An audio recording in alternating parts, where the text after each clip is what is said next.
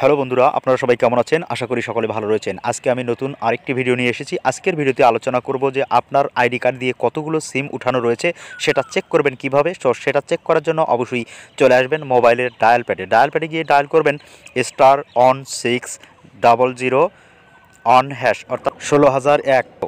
এটা ডায়াল করবেন।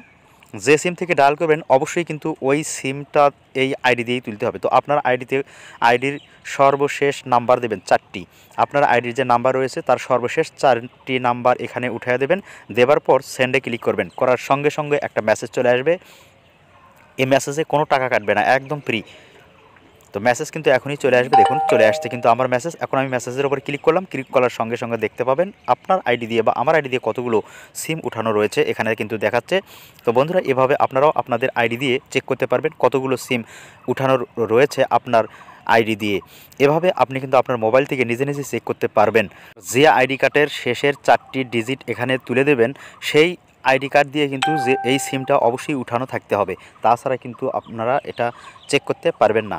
মিল না থাকলে কিন্তু চেক করতে পারবেন না। আইডি কার্ড আর একটা সিম উঠানো রয়েছে অন্য আইডি কার্ড দিয়ে, তাহলে কিন্তু হবে না। অর্থাৎ একই আইডি কার্ড দিয়ে যে সিম উঠানো রয়েছে সেই সিম থেকেই ডায়াল করবেন, তাহলে দেখতে পাবেন। ধন্যবাদ বন্ধুরা, আজ এ পর্যন্তই।